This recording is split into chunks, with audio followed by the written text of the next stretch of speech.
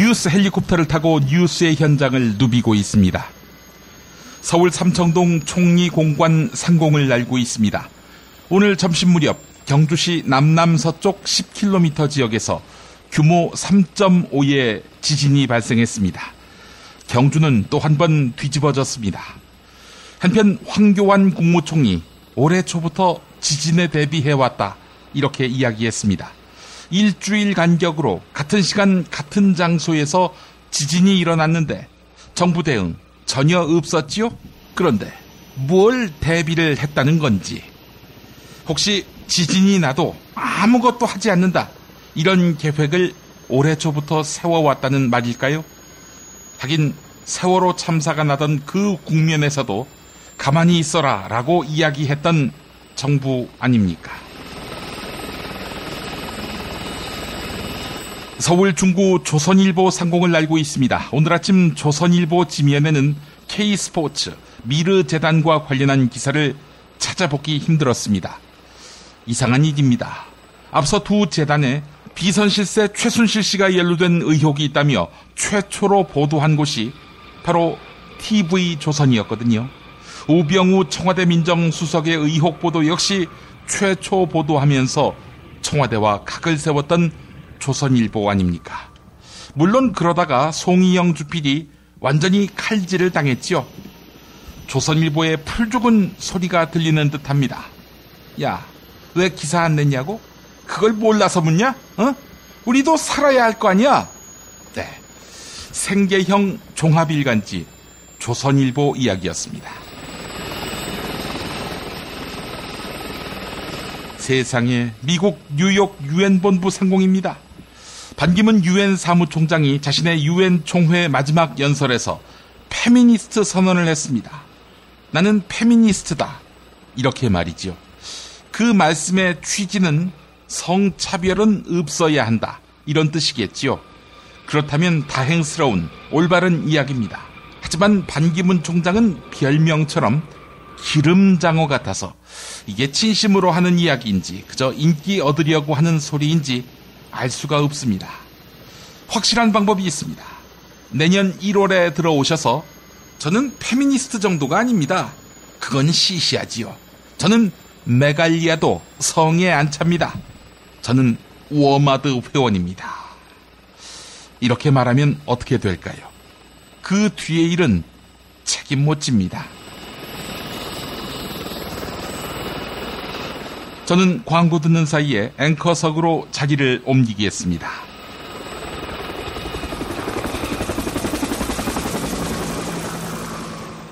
야, 근데 홍어가 진짜 그렇게 몸에 좋아? 아이, 끝내준다니까. 근데 비싸지? 열나 싸고 열나 맛있는 홍어가 있다니까. 어디? 알싸한 홍어.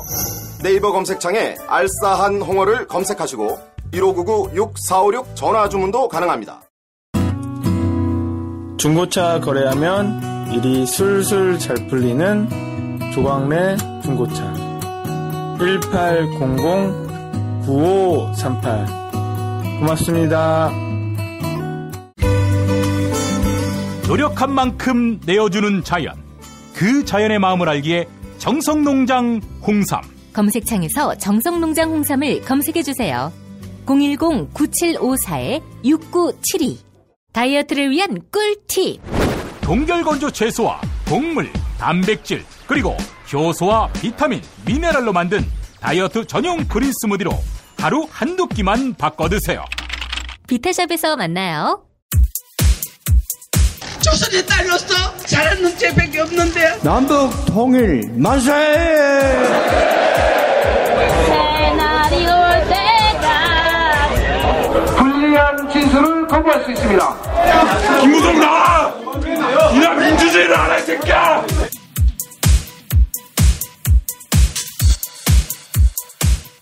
뉴스는 현장이다로 이어갑니다. 여러분, 청계재단 기억하십니까? MB가 전 재산을 사회에 환원한다며 만든 것이 바로 청계재단이죠. 장학재단, 청계재단 말입니다. 그런데 MB가 청계재단을 만들었다고 재산을 사회에 내놓았다고 믿는 사람은 아무도 없습니다. 재단을 만드는 것, 부자들 사이에서 유행하는 탈세와 재테크 수단이지요. 어제 한겨레 특종으로 보도된 미르재단과 K스포츠재단은 누구의 재테크를 위해서 만들어졌을까요? 더불어민주당 오영훈 의원은 미르재단과 K스포츠재단의 620억이 일종의 비자금이다 라고 설명했습니다. 누구를 위한 비자금일까요? CBS 라디오 김현정의 뉴스쇼에 출연한 오영훈 의원 인터뷰 들어보시죠. 대략 800억 원 이상의 900억 원 가까이 이제 단기간에 한두 달 내에 모든 대기업들이 이제 출연금을 마련했다는 데 문제가 있는 거고요. 기금 900억 원을 얼마 되지도 않아서 뚝딱 모았다? 그렇죠. 한두 달 만에 이제 뚝딱 모았다는 것이고요. 예. 그리고 또 더 중요한 것은 이게 뭐 때문에 이게 돈을 냈는지, 누가 돈을 모으도록 했는지, 물론 이제 어떤 쪽에서는 대기업들이 자발적으로 문화융성 발전을 위해서 이제 내셨다, 뭐 이런 말씀도 하시지만 서민들이 이해하기는 어려운 점이 있고요. 예. 그리고 보통 재단법인이나 사단법인의 설립 과정이 보통 최소한 2주에서 3주, 뭐 길게는 4주 정도 걸리는. 자, 이제 이런 문제 제기가 나가자 전경련에서는 이제 이 돈을 모금한 주체가 전경련인데 기업들이 자발적으로 돈을 낸 거다. 굴지의 기업들이 보면은 지금 30억, 20억, 10억 자발적으로 낸 거지 어디 입김이 들어가서 그런 건 아니다라고 해명은 했습니다만. 문제는 대기업 내에도 이제 문화재단을 운영하고 있는 기업들이 많이 있거든요. 예. 근데 확인을 해보니까 그룹에서 운영하는 재단에는 돈을 전혀 내지 않고요. 갑자기 창립하는 곳에 수백억 원에서 수십억 원까지 기업들이 돈을 낸다? 이해하기 어려운 거죠. 본인들이 운영하는 문화재단이 이미 있는데 그렇죠. 거기에는 출자하지 않고 거기에는 기금을 조금 내면서 갑자기 생긴 것에는 덜컹덜컹 수십억씩 내는 게 아무래도 상식적으로 이해하기가 어렵다 이런 말씀. 그렇죠. 예. 아하. 그러니까 지금 아무래도 권력자 입김이 들어갔을 거라고 좀 의심을 하시는 거예요. 어떤 특정한 다른 일반적으로 우리가 생각할 수 없는 그런 상황들이 있지 않나라고 판단할 수밖에 없는 거고요. 예. 그리고 지금 여러 가지 이제 언론 보도에서 이렇게 나오는 내용을 보면 K스포츠 이사장이 이제 운영하는 스포츠 마사지 센터에 이제 대통령의 어떤 최측근이 이제 다녀가신다고 얘기가 나오고. 예. 그런 분이 이제 직접 이사장 제안도 받았다는 얘기가 있고요. 예. 그런 내용들을 좀 볼 때 재단 대표인 이사장 선임의 이 최순실 씨 언론에서 제기하고 있는 이분이 실제 어떤 영향을 미쳤는지 어떤 운영과 설립 과정에서 어떻게 영향을 미쳤는지는 좀 투명하게 밝혀야 될 부분이 있다라고 생각합니다. 최태민 목사의 딸이자 정윤회 씨의 전처죠. 최순실 씨. 박 대통령과도 막역한 사이로 이미 알려져 있는데 이 최순실 씨가 다니는 마사지 센터의 센터장이 K스포츠의 이사장으로 추천이 된 건가요? 그렇죠. 추천이 됐었는데 본인이 이제 일 때문에 고사를 했었는데 또 공동 운영자인 다른 부분이 이제 받게 된 거죠. 마사지 센터에. 그런 정황들을 볼 때 참 희한하다. 마사지 센터하고 K스포츠 재단하고는 또 무슨 상관이 있는 건지 이런 것들이 설명이 참 안 된다 이런 말씀이에요. 마사지 센터가 이제 대한민국 스포츠계의 를 대표한다거나 이렇게 얘기하기는 어렵지 않겠습니까? 그 마사지 센터라는 게요. 저는 잘 안 다녀봐서 모르겠습니다만 그 마사지 센터가 그러니까 진짜 근육 풀어주는 마사지. 그렇죠. 허위 사실이 아니라 진실을 공개했음에도 형사 처벌을 받는 나라 우리나라밖에 없습니다. 더불어민주당 정봉주 전 의원, 정의당 노회찬 원내대표 바로 이분들이 대표적 피해자지요. 권력과 권력자에 대한 정당한 비판마저 가로막고 보수 정권의 권력 유지 수단으로 악용되고 있는 명예훼손, 모욕죄, 수술이 필요합니다. 이런 문제를 해결하기 위해 더불어민주당 금태섭 의원이 표현의 자유 보장법을 발의했습니다. TBS 라디오 색다른 시선 김종배입니다에 출연한 금태섭 의원 인터뷰 들어보시죠. 우리나라에서는 그 정치적인 어떤 공방을 벌이거나 할 때 이걸 명예훼손으로 고발을 해가지고 이거에 대해서 검찰이 개입을 해서 판단을 하는 경우가 많이 있습니다. 그래서 뭐 사이버 모욕죄나 이런 거 이제 그 전에 좀 파문이 됐던 그런 걸 말씀하시는 겁니까? 실제로 있었던 명예훼손 사건들 같은 것도 보면 뭐 광우병 사건 때 그 MBC PD 수첩 사건이라든가 여러 가지 사건에서 이제 정부의 비판적인 보도를 하면 더군다나 이게 침고죄가 아니기 때문에 시민단체에서 고발을 한다거나 일반 시민이 고발을 하더라도 그 언론에서 보도하는 내용에 대해서 검찰이나 경찰이 수사를 할 수 있게 됩니다. 그렇기 때문에 이제 그 건강한 정부에 대한 비판 여론을 위축되게 하고요. 또 하나는 뭐냐면 일반 분들이 이제 인터넷에서 공방을 벌이거나 할 때도 외국과는 다르게 우리는 그 형사적인 처벌을 받을까봐 걱정을 해야 되는데요. 예를 들면 2011년에 어떤 분이 게임을 하다가 이제 상대방이랑 다투다가 야 대머리야 하고 말을 했습니다. 그랬더니 상대방이 이거를 명예훼손이다 해서 고소를 했는데 1심에서는 무죄, 2심에서는 유죄, 그 대법원에서는 무죄가 났는데 이게 그러면 사실적시의 명예훼손입니까? 모욕입니까? 처음에는 그렇게 고소했는데 대법원에서는 뭐라고 했냐 하면은 그 명예훼손으로는 무죄라고 하면서 판결에 대해서 설명을 할 때 만약에 대머리가 아닌 사람한테 대머리라고 하면은 모욕죄로는 처벌할 수 있을지 모른다 이렇게 얘기를 했습니다. 그렇습니까? 그러니까 이제 보통 사람들이 그냥 이렇게 친근한 사이에서 말을 주고받거나 혹은 약간 화가 났더라도 무슨 심하게 누구를 모욕하거나 하는 말이 아니라 흔히 할 수 있는 말을 좀 하다가도 고소하면은 경찰하고 검찰의 조사를 받아야 되는 겁니다. 더군다나 이거는 그 법의 전문가라고 할 수 있는 판사들도 1심에서는 무죄, 2심에서는 유죄 이렇게 되니까 그래서 표현의 자유와 관련해서는 굉장히 엄격하게 외국에서 규제를 하고 있고 필요하면은 개인들끼리 민사상 손해배상 청구는 얼마든지 할 수가 있는데 이건 형사다 이거죠. 경찰이나 검찰이 나서서 다른 사람들끼리 공방에 이렇게 폭력을 쓰는 것도 아니고 말로 하는데 허위 사실도 아닌 거에 개입을 해서 하는 것은 이건 잘못되지 않았나. 이 검찰이나 경찰이 마음 먹고 확장해서 적용을 하려고 하면 모든 그 언론 보도에 대해서 적용을 할 수가 있습니다. 지금 요즘 경제가 어렵다. 그러면 이것은 결국 정부에서 경제를 담당하는 경제부총리에 대한 이 명예훼손 아니냐. 이런 식으로 치고 나갈 수가 있는 거거든요.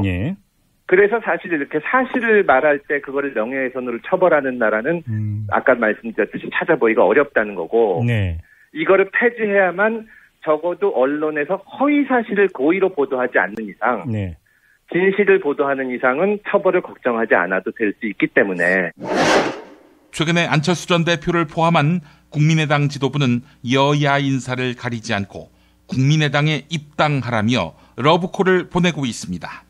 국민의당은 창당 당시부터 정체성이 모호하다 이런 평가를 받았지요. 정치 철학이 다른 사람들이 4.13 총선을 앞두고 이합 집산을 했기 때문입니다. 평화방송 라디오 열린세상 오늘 윤재선입니다에 출연한 국민의당 이상돈 의원 역시 마찬가지입니다. 이상돈 의원은 안철수 전 대표가 여권의 대선 후보가 될 수 있다 이렇게 이야기했습니다. 인터뷰 내용 들어보시죠. 한반도 지금 안보 상황이 위기로 치달으면서 사드와 관련한 국민 여론도 찬성 쪽으로 기울고 있다 이런 보도들 많이 나오는데 결국 국민의당 사드 반대 당론도 재논의가 필요하지 않을까 이런 지적들 전망들 당 안팎에서 나오는데 이상돈 의원께서는 어떻게 내다보고 계세요? 저는 이게 좀 성급했다고 보죠. 제가 지난달에 어떤 방송 인터뷰에서 당론 설정한 것이 너무 조급했다. 이렇게 말씀드린 바가 있죠. 사실 박근혜 대통령이 이제 그 문제를 꺼내고 나서 불과 우리가 3, 4일 만에 반대 당론을 정했기 때문에 저도 굉장히 놀랐습니다. 이렇게 우리가 정할 사항은 아니지 않느냐 했던 것이고, 그리고 또 그 후에 여러 가지 그 논란의 변화를 볼 것 같으면은 이제는 전자파 문제 같은 것은 대체로 불식되지 않았습니까? 이제 중국과의 문제 이런 등등 때문에 이제 논란이 있는 것이죠. 그리고 무엇보다도 우리 국민의당은 지난번 총선에서 흔히 말하는 그 중도 보수층 유권자의 지지를 엄청 많이 받았습니다. 영남 지역, 말하자면 그 대구, 부산, 그리고 경북, 경남에서 우리가 받았던 지지층은 전통적인 그 민주당 지지층에서 온 것이 아닙니다. 네. 대부분 그 19대와 20대 투표를 비교해보면 금방 알 수 있습니다. 2012년에 새누리당을 지지했던 유권자들이 우리한테 대거 표를 준 건데요. 네. 이번에 그 사드 반대 장론 때문에 그런 분들이 우리 당에 대해서 지지를 상당히 많이 철회하고 지금도 유보적인 태도를 보인다고 저는 생각합니다. 네. 그리고 대선 앞두고 더불어민주당 추미애 대표의 대통합 행보가 좀 눈길을 끌던데요. 이른바 추미애 표 대통합의 끝에는 국민의당이 있다, 이런 전망들 나오는데 대선 전에 범야권 세력의 대통합 가능성에 대해서는 어떻게 보십니까? 일방적인 생각이죠. 우리 당내 분위기에서는 전혀 그런 분위기 없습니다. 예. 문재인 전 대표로 대표되는 현재 그 더불어민주당 주류와의 통합 분위기는 우리 당에는 전혀 없습니다. 네. 오히려 좀 범여권과 어떤 제3지대 또는 개헌을 통한 어떤 제휴 같은 것이 오히려 가능성이 있다면 거기가 있을까? 예. 우리 당내 분위기는 좀 그런 것 같습니다. 안철수 전 대표가 여권의 주자로 나설 가능성도 회자가 되던데, 전망이 나오던데, 그럴 가능성도 있다고 보십니까? 여권이 여권 다름이죠. 지금 여권으로서는 그것은 전혀 가능성이 없는 일이고요. 말하자면 어떤 여권의 분할할까 또는 개헌을 통해서 어떤 새로운 어떤 그 구도가 제시가 되면은 네. 그때 와서는 안철수 대표와 우리 국민의당도 우리 그야말로 나홀로 그런 주장을 하기가 좀 어렵지 않겠습니까? 예. 그럴 가능성도 상당히 있다고 봅니다. 예. 올해 여름에 지독한 폭염으로 전기요금 누진제에 대한 관심이 뜨거웠습니다. 누진제에 대한 부당함, 네, 매해 여름마다 제기됐지만 마땅한 해결책은 제시되지 않았습니다.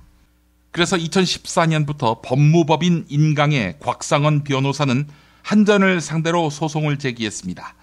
부산, 대전, 광주 등에 사는 시민들과 함께 전기요금 부당이득 반환 청구 소송을 제기했는데요. 판결이 2년 넘게 미뤄지다가 이제 곧 나올 것 같습니다. SBS 라디오 박진호의 시사전망대에 출연한 곽상원 변호사의 인터뷰 내용 들어보시죠. 일단 제가 어제 지금 통보받은 사실이고요. 제가 오늘 처음으로 말씀을 드리는데요. 네. 원래 지금 첫 번째 진행되고 있는 사건이 내일 9월 22일 날 판결이 선고가 예정되어 있었습니다. 네네. 그런데 어제 오후 한 5시쯤에 이제 저희한테 통보가 왔는데 네. 10월 6일 네. 그 판결 선고 기일을 연기하겠다는 연락을 받았습니다. 저희도 몰랐던 올해 상황인데. 들어서 네 번째 지금 지정된 것이고요. 좀 많은 분들이 이제 전기요금 누진제에 대한 불만을 제기를 하셨었는데, 이번 이제 소송에서 제기하신 그 전기요금 약관의 불공정성 어떤 건지 좀 설명을 해 주십시오. 일단 지금 전기요금이라는 것이 법률에 의해서 정해진 것은 아니고요. 지금 현재는 약관에 의해서 정해지고 있습니다. 네. 그런데 모든 약관은 불공정한 약관의 경우에는 그 효력이 없는, 그러니까 무효인 약관에 해당하는 것인데요. 네. 그 고객 그리고 소비자에게 부당하게 불리한 약관은 무효입니다. 만약에 주택용 전력의 전기요금, 그러니까 이 누진제 전기요금 약관이 한전에게 유리한 것이고 국민에게 불리한 것이라면 무효로 선언되어야 되는 것입니다. 네. 그런데 국민에게 불리한 것인지, 그러니까 국민의 경제적인 이익을 침해하는 것인지는 지금 많은 국민들이 이미 알고 있는 것이고요. 네. 이러한 불공정한 요금 체계를 우리 국민은 단 한 번도 동의한 적이 없고 이를 회피할 수 있는 수단도 없는 것입니다. 네. 따라서 이 주택용 누진제 전기요금 규정은 무효화되어야 된다고 제가 주장하는 것입니다. 네. 자, 변호사님, 그동안 이제 재판하시면서 판결이 어떻게 나올 걸로 사실 예상하고 계세요, 지금? 현실적으로. 그래요. 제가 처음 이 사건 진행을 할 때 많은 사람들로부터 그런 얘기를 들었습니다. 네. 당신의 말이 사실이냐. 예. 두 번째로는 사실이라면 판결에서 이길 수 있겠느냐. 만약에 이긴다면 한전이 망하지 않겠느냐 그런 질문들을 많이 받았는데요. 네. 그러니까 제가 지금까지 주장했던 것은 모두 한전이 발간한 자료와 한전이 공개한 자료를 토대로 한 것입니다. 네. 그렇다면 제가 지어낸 말은 전혀 없고요. 네. 현실적으로 승소할 것인가 그것은 저도 미리 예단할 수는 없습니다만 네. 법이라는 것은 그 사회 공동체의 평균적인 인식을 반영하는 것입니다. 네. 만약에 법원이 우리 국민의 평균적인 인식을 반영하지 못하면 그것 또한 큰 문제인 것이죠. 네. 근데 이번 소송을 진행하시면서 제가 궁금한 것이 혹시 약간 거대 권력과 싸우는 느낌이 드셨습니까? 아니면 좀 용이하게 소송을 진행하셨습니까? 실제로 이게 선례가 없는 사건이고요. 네. 그 사건의 쟁점 자체가 굉장히 어려운 사건입니다. 네. 제가 변호사로서 하나하나 일을 하는 모든 사건들이 전부 다 어렵습니다만 네. 특히 이 사건은 정말 힘들었습니다. 그리고 제 혼자만 진행했기 때문에 네. 의논할 상대도 없었고 매우 고통스러웠습니다. 네. 하지만 한전 측은 실제로 굉장히 큰 기업이고요. 네. 한전은 세계 1위의 이제 에너지 기업이라는 것이고 네. 인구 5천만의 나라에서 세계 1위 기업이 나오기가 참 쉽지 않습니다. 네, 네. 예, 그런 회사를 상대로 해서 참 하는 것이 개인적으로는 힘들었습니다만 매우 보람 있는 일이라고 생각하고 있습니다. 네. 미궁 장사랑 요건 내가 할 말이 있어요. 똥은 싸고 다니냐? 미치도록 싸고 싶다. 빅동의 추억. 미궁 장사랑. 구렁이 똥 이뻤다. 장이 살아야 내 몸이 산다. 혈중 콜레스테롤 개선과 배변 활동에 도움을 주는 건강기능식품입니다. 빅동의 추억. 미궁 장사랑. 지금 검색창에 미궁 장사랑을 검색하세요. 이건 제가 써보니까 효과가 있는 것 같아요. 남녀노소 좌파 우파 모두에게 미궁 장사랑이 빅동의 추억을 찾아드립니다. 지금 검색창에 미궁 장사랑을 검색하세요. 엄마, 나 가게 안 하고 싶은데. 너 가게 해봤니? 너 음식 만들어봤니? 인테리어는? 집기는? 일할 사람은? 운영은? 가게 자리는? 세금은? 너 돈이 있니? 나는 요술램프 몬스터 셰프다. 네가 원하는 모든 것을 들어주마. 맛집의 맛을 똑같이 만들어주실 수 있어요? 맛뿐만 아니라 돈과 청음의 모든 비법을 알려주겠노라. 야하! 이젠 걱정 고민 끝! 네이버 검색창에 몬스터 셰프라고 쳐주세요. 상담 문의 02-458-8838 몬스터 셰프. 가장 싸게 안전하게 문자 발송 서비스의 지존 다이렉트 SMS. 매일 아침 그날의 최저가를 반영합니다. 인터넷 최저가가 아니면 차액을 100배로 보상합니다. 다이렉트 SMS. 정권 교체를 함께 염원하는 직원들로 똘똘 뭉친 판촉물회사 네피알로 삼행시 갑니다. 네. 내가 아는 사업이나 행사를 PR하기 위한 알짜배기 판촉물 회사. 선물, 기념품, 답례품을 구하신다면 우리 편 회사 네피알을 찾아주세요. 3만 가지가 넘는 물품을 대기해 놓고 있습니다. 네피알로 인터넷 검색창에 입력하시거나 032-519-4800으로 연락주세요. 카카오톡 아이디는 네피알입니다. 팟캐스트 듣고 연락주시면 더 깎아드립니다.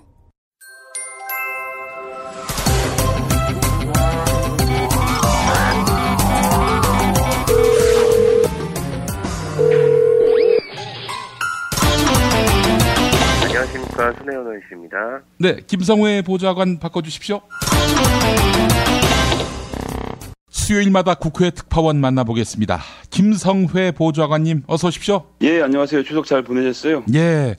우리 보좌관님은 고향이 어디십니까? 저는 서울이고요. 예. 저희 부모님은 두 분 다 황해도신데. 아이고. 지금 어머니 미국에 계셔서 저는 서울에서 제 동생하고 같이 차례를 지냈습니다. 예.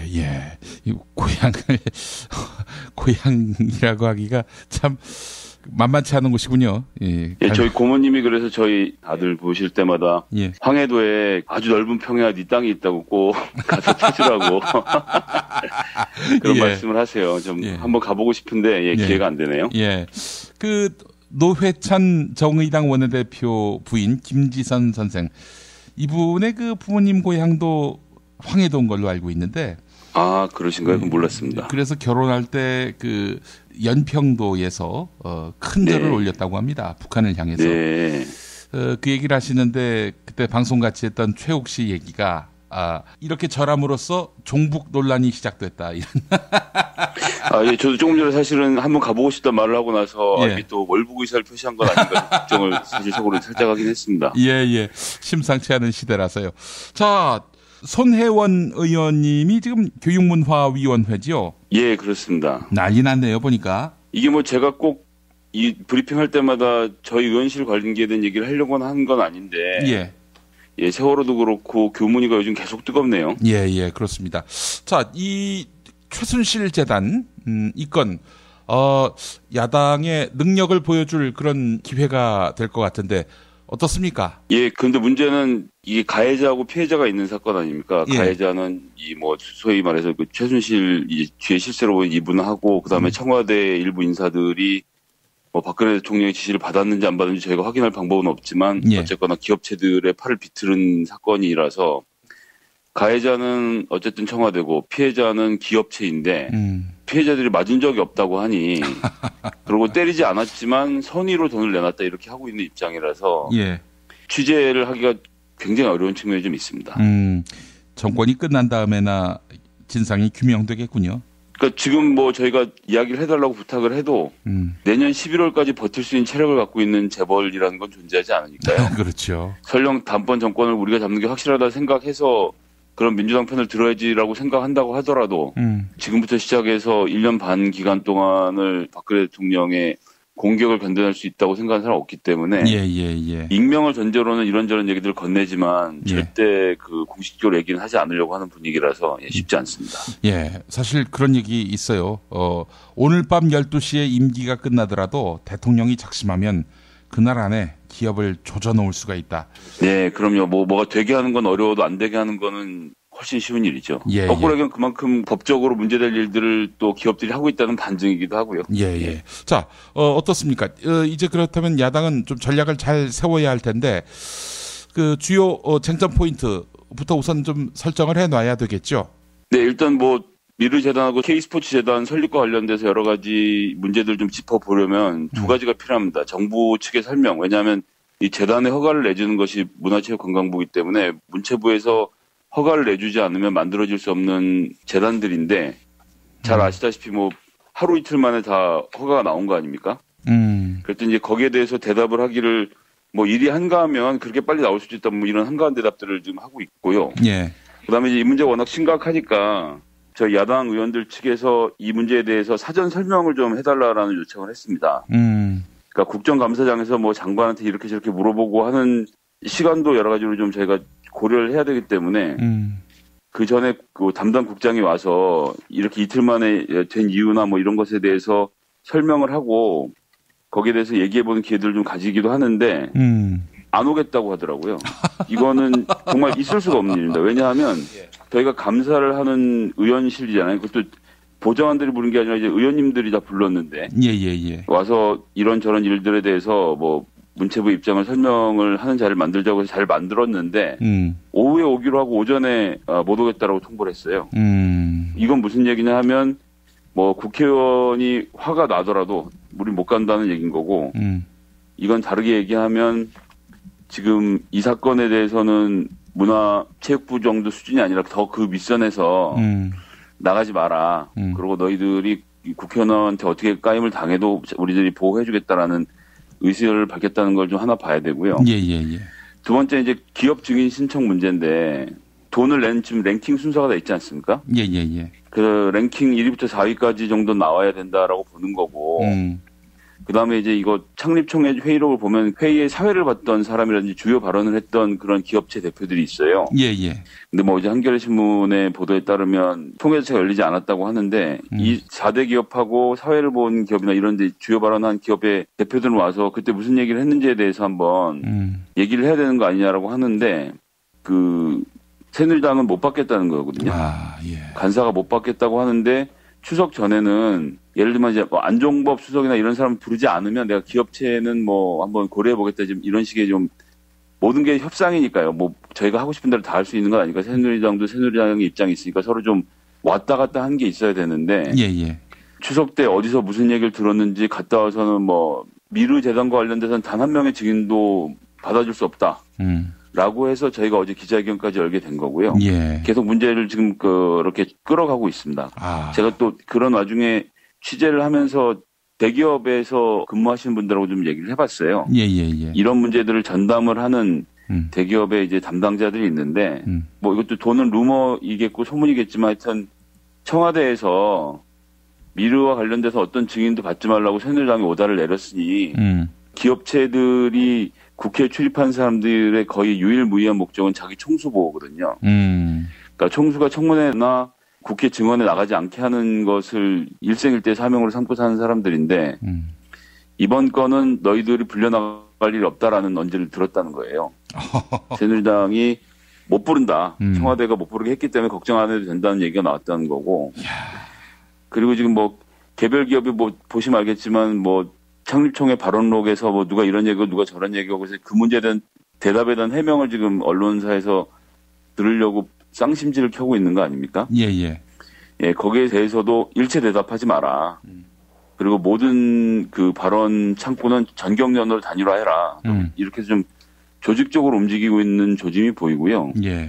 그럴 수 있는 사람이 누구가 있겠는가 좀 저희 이걸 좀 들여다봐야 되지 않나 싶습니다. 이런 말을 써서 죄송합니다만 국회를 개조주로 보는 경향이 있습니다. 청와대가. 국민을 그렇게 보고 있죠. 예. 아니 이렇게 국회를 능멸하는데 말이죠. 정말 국회를 능멸한다에 한번 놀라고 또 한 번은 야 정말 뭔가 큰 게 있구나. 그러니 저렇게 그냥 무지막지하게 나오는 거 아니겠는가 하는 생각이 듭니다. 저희가 이제 그래서 좀 하나 들여다봐야 하는 게 뭐 이건 이제 기본 전제인데 왜 이 사건이 불거지게 됐는가를 저희도 한번 들여다보면 예. 지금 미르재단은 이틀 만에 486억을 모금했고 K스포츠재단은 380억 정도 지금 뭐 장부상에 드러난 것은 6일 만에 모금을 했거든요. 근데 미르재단 486억을 왜 이틀 만에 모금했을까 한번 좀 상상의 나래를 펴봤으면 좋겠어요. 그러니까 486억을 거둘 수 있어요, 기업으로부터. 청와대가 마음 먹으면 이틀 안 걸리고 한 달 정도 하면 조용조용하게 해서 조금씩 뭐 이렇게 해서 한 기업씩 차분하게 만난다든지 이런저런 방법을 동원할 수 있거든요. 예. 이게 정상적인 절차였다고 하면 청와대 의지가 반영됐다는 전제하에 말씀드리는 겁니다. 청와대에서 전경련의 그 주요 임원 하나를 뭐 불러들이든 누가 찾아가든 메신저를 보내든 이게 VIP 뜻이 이러시고 지금 500억이 목표액이니 당신들이 잘 내부 협의해서 만들어 갖고 와라. 기간은 2달 주겠다. 이렇게 하면 자기들이 가서 만들어 오면 돼요. 전경련 뭐 어떻게 하겠습니까? 청와대가 하라는데 라고 해서 전경련이 기업체들을 부르면 청와대는 사실은 베일에 감춰지는 거거든요. 예. 전경련이 그 기업체 찾아가서 뭐 청와대 누구누구가 이렇게 했다라고 얘기하지 않거든요. VIP 뜻이다라고 하면 거부 못하고 재단에 돈을 내게 돼 있는데 왜 이틀 만에 됐을까? 그럼 이제 이건 뭐냐 하면 그 기업체에서 저기 하청기업을 두고 있는 우리 직원분들은 제 얘기를 들으면 금방 공감을 하실 것 같은데 저도 역시 보좌관 입장에서 그런데 의원님이 뭘 시켰어요 한 3달 전에. 예.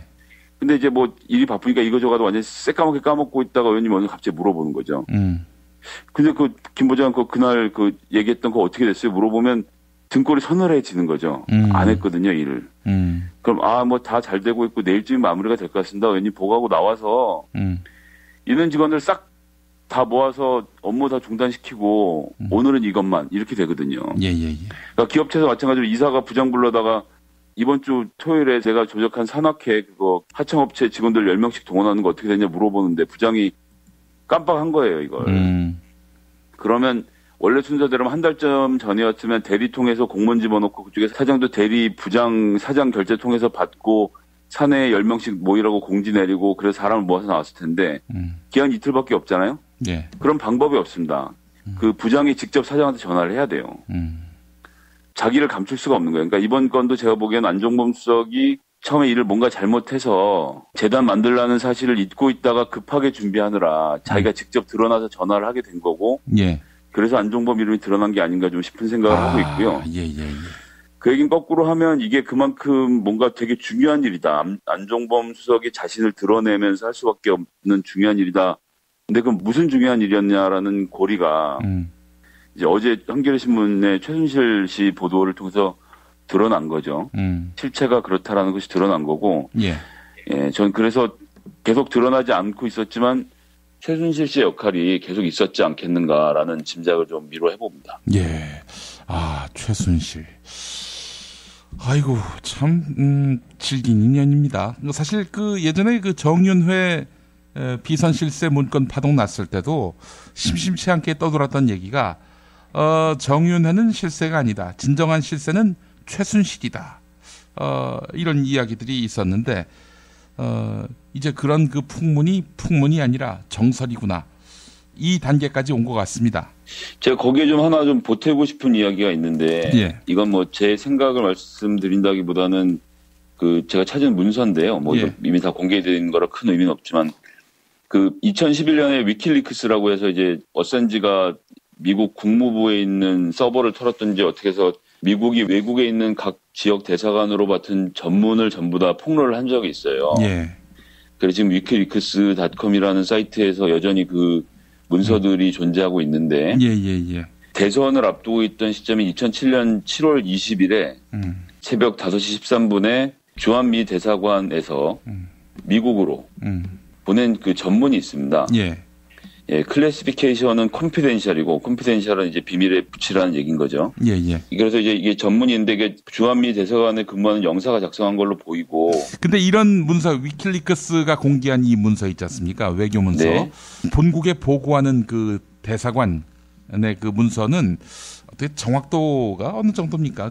괜히 정보 보고하는 풍문을 전달하는 그런 무게감인지 이게 또 궁금해져요. 그게 이제 문서에 따라 다르고요. 예. 풍문을 포함해서 합니다. 이제 기자분들이 어디 가서 이런저런 얘기를 들으면 그 얘기를 위에 부장한테 정보 보고 하듯이. 예. 예, 이 문서도 제가 보기에는 정보 보고 수준의 문서라고 보여지고요. 예. 자기들이 취재를 해서 확인한 사실로 보여지진 않습니다. 예. 예. 이 문서에 어떤 내용이 있습니까?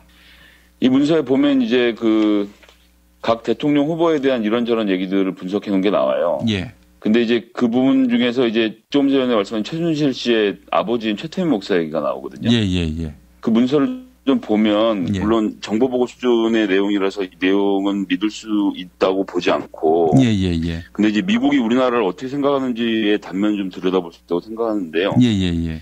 요 이제 부분에 보면 이 문서가 영어로 되어 있는데요. 예. 그럼 이제 본문에 있는 영어 내용하고 한글을 좀 같이 좀 해석을 해보겠습니다. 처음 시작은 이제 루머스 라이프라고 해서 이제 소문이 떠돌고 있다.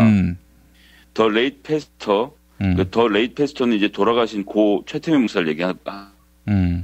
최태민 목사가 had complete control over 박스, 바디 앤 소울 이렇게 돼 있어요. 그래서 박근혜 대통령의 during her formative years, 인격 형성기에 박근혜 대통령을 완벽하게 지배했다 이렇게 얘기를 하는 거고요. 예. And that his children, 그의 자손들이 accumulated enormous wealth라고 돼 있어요. 그러니까 엄청난 부를 as a result, 결과로 획득했다고 하는 겁니다. 그래서 최태민 목사가 박근혜 대통령 청소년기부터 이 20대 때에 총알 드나들면서 유영수 여사를 잃은 아픔을 위로한 척하면서 이제 사기를 친 거라고 저희는 보는 거고요. 그래서 그 결과로 최태민 목사가 자기 자식들에게 엄청난 부를 물려줄 수 있었다는 얘기를 지금 이 외문서에서도 하고 있는 거고 그런 소문이 있다는 정보 보고를 한 건데 이 이야기에 등장하는 이 히스 칠드런이 바로 그중 하나가 이제 최순실 씨인 거고 그 사람이 실제로 뭐 아시겠지만 최순실 씨가 이렇게 어마어마한 부를 갖고 있고 지금 강남에 빌딩이 있다라고 하는 거 아닙니까? 그만큼 돈을 벌고 지금도 박근혜 대통령과 굉장히 가까운 관계를 유지하고 있다는 것이 이번 일을 통해 드러났다고 생각을 합니다. 저희가 또 그래서 미르재단 이사님을 좀 만나봤어요. 저희가 실명을 공개할 수는 없고. 그런데 이제 이분들 좀 저희가 취재를 해보니까 이사로 들어오셨던 분들은 정말 일을 하려고 들어오셨던 분들이 많더라고요. 그래서 꽤 큰 규모의 재단이었고 전통 문화를 전파하고 이제 보존하고 또 뭐 이제 통일과 관계된 여러 가지 일을 할 생각으로 들어오신 이사님들이 있었는데 이 돌아가는 꼴 보니까 도저히 안 되겠다 싶어갖고 나중에 다 나가신 분들이 많고요. 그래서 저희가 이제 이레재단하고 이 미르재단을 비교를 많이 하고 있는데 저는 조금 다르게 보는 게 이레재단은 처음부터 끝까지 완벽하게 전두환 대통령이 비자금을 만들기 위한 공간이었다라고 생각을 하고요. 박근혜 대통령은 뭐 돈 500억이 없어서 이러고 저러고 할 사람은 아니라서 이 미르재단 케이프 스포츠전을 도대체 무슨 용도로 사용하려고 이렇게 열심히 준비했을까 제가 좀 생각을 해봤는데 이건 제 추측인데 퇴임 후에 박근혜 대통령이 한복 입고 해외 순방을 다닐 때 이 재단을 사용하려고 하지 않았을까. 네. 한류 전파, K-팝 전파, 전통문화 전파를 목적으로 해서 전 세계를 돌면서 또 한복 패션쇼를 하시려고 했던 게 아닌가라는 좀 짐작을 해보게 됩니다.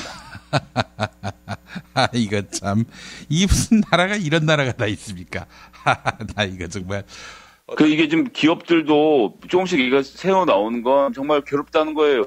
일을 하기 좀 내비를 줘야 되는데 뭐 이런 걸로 와서 삥 뜯어가고 저런 걸로 와서 삥 뜯어가고 내년엔 또 박정희 대통령 100주년 아닙니까? 그렇죠. 어마어마한 들이 또 동장해서 기업체에 가서 이런 식으로 또 돈을 뜯을 거라고 저희는 지금 예상을 하고 있는 겁니다. 예. 정말 기업을 위해서라도 이런 일들은 좀 사라져야 되지 않나 이런 생각을 해봅니다. 예.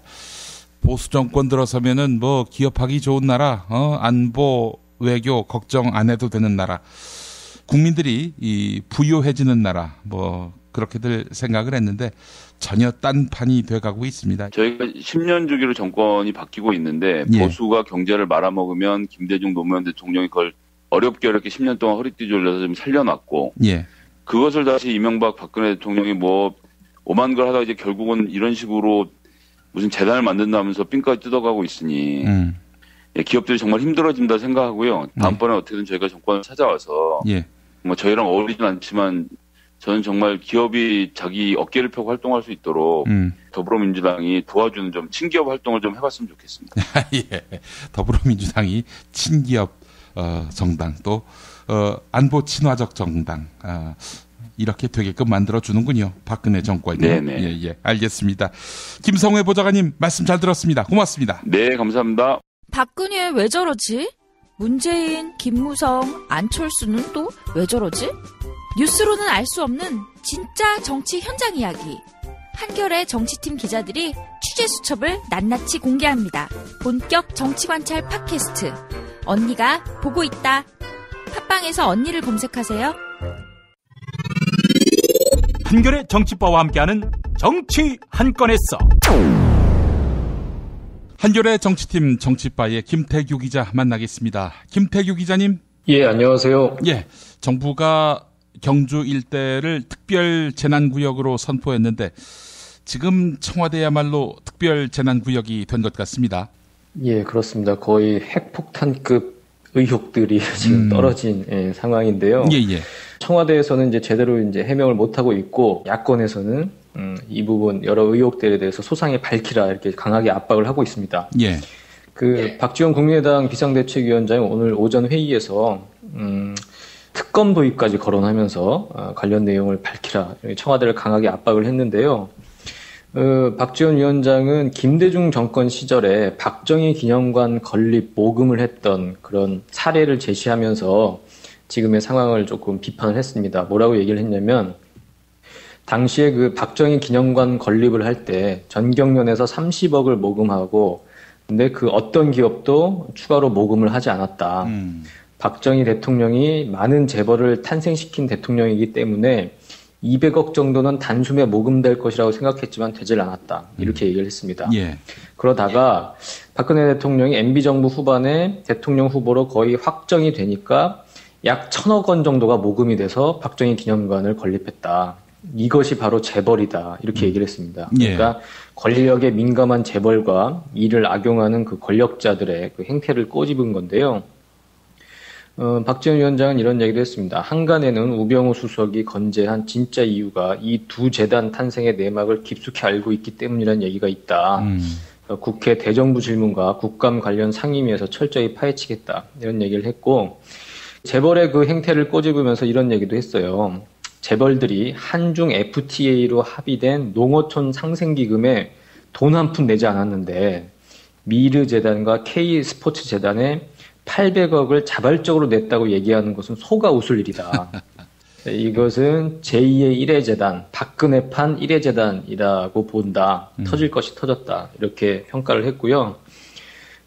지금 청와대가 발뺌을 하면 국정조사, 검찰 고발, 특검까지 이어져서 정권 말기, 권력 비리에 대해서 철저히 밝히겠다. 그러면서 청와대에 속 시원한 고백을 촉구했습니다.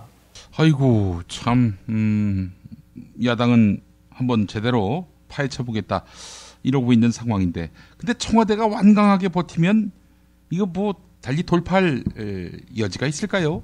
정치적으로는 돌파가 좀 어렵다고 하더라도 오늘 오전 보도만 하더라도 여러 언론사에서 미르, 뭐 K스포츠 관련 비리를 이제 계속 기사가 나오고 있지 않습니까? 지금 뭐 노컷뉴스 같은 경우에는 저기 충무로에 있는 한국의 집에 프랑스 요리 학교를 세우는 사업을 미르가 지금 주관을 하고 있다.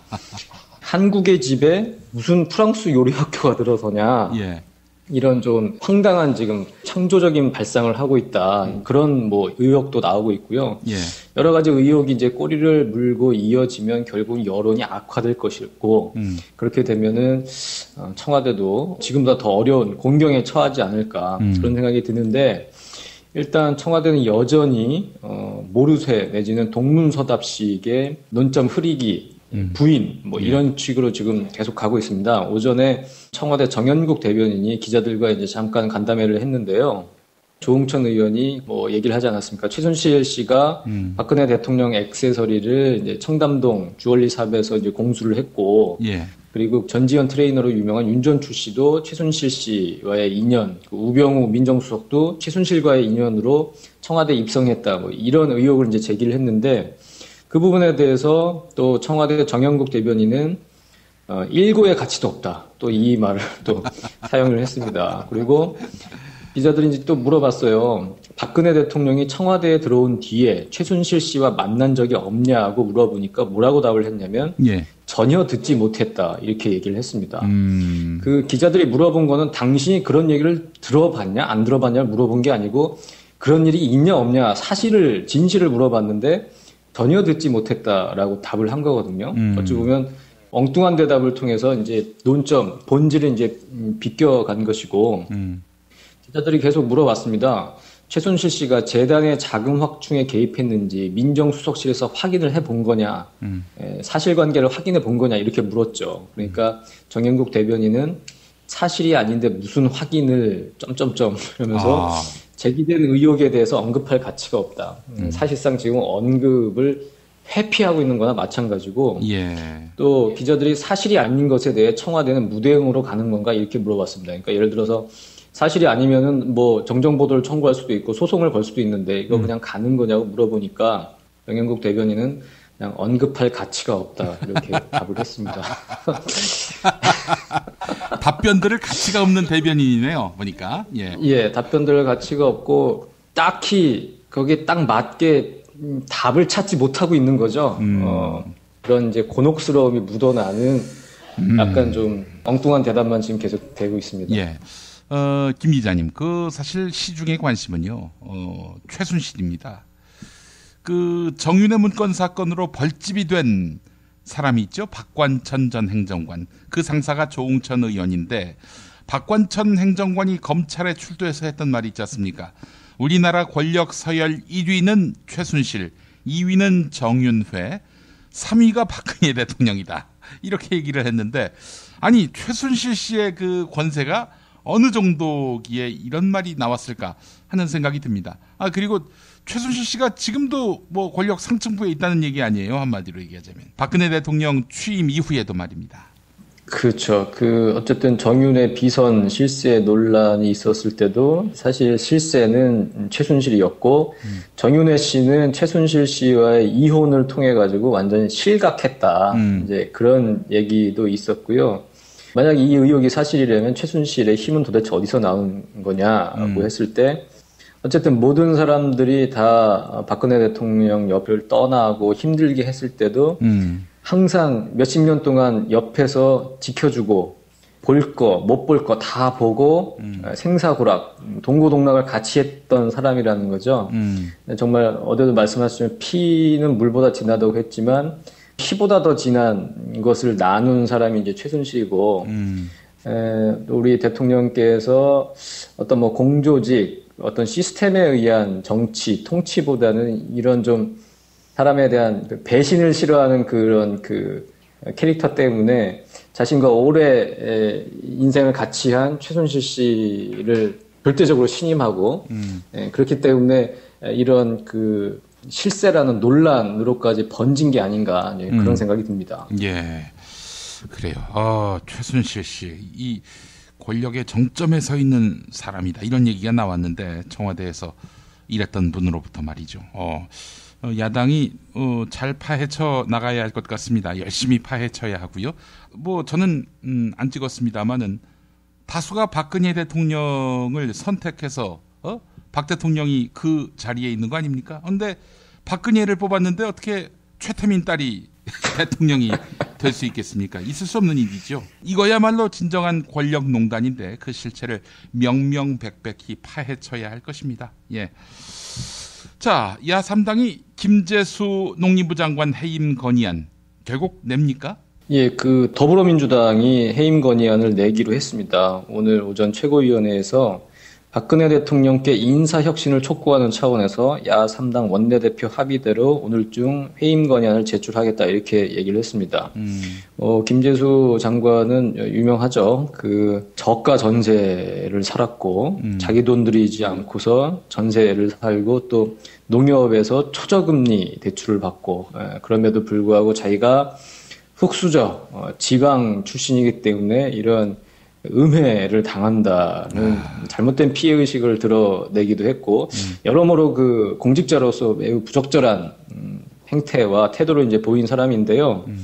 일단 야3당은 그 해임 건의안 제출에 합의를 했는데, 국민의당에서 농해수위 의원들 중심으로 해서 약간의 좀 반대가 있다고 합니다. 그래서 오늘 오후에 의원총회를 해서 의견을 모은다고 했는데요. 일단은 상층부 원내대표끼리는 다 지금 합의가 된 상태고, 그렇게 해서 이제 해임 건의안이 발의가 되면 해임 건의안 통과될 가능성이 높습니다. 그 내일 본회의에 보고되고 23일 모레죠. 무기명 투표로 표결에 붙여지는데요. 예. 해임 건의안은 그 국회 선진화법에 따른 그 180석 의결 정족수가 아니고 다수결이면 되거든요. 그렇기 때문에 현재 야당 의석은 더불어민주당이 121명, 국민의당이 38명, 정의당이 6명, 모두 165명입니다. 그러니까 150석을 넉넉히 넘어가기 때문에 야3당이 합의를 한다면 김재수 농림장관의 해임 건의안은 통과될 가능성이 매우 높습니다. 해임 건의안이 통과된다고 해임되는 건 아니잖아요. 그건 그렇죠. 해임 건의안이기 때문에 대통령한테 건의를 하는 것이고요. 그 건의안을 받아들일지 여부는 이제 대통령이 결정을 하는 건데 안 받아들이겠죠. 근데 과거 사례로 보면 해임 건의안이 통과됐는데 그 건의를 거부했던 사례는 없습니다. 예. 첫 사례가 생기겠군요. 예. 예, 뭐 우리 박근혜 대통령 항상 역사를 쓰시는 분이기 때문에 창조적으로. 말입니다. 예.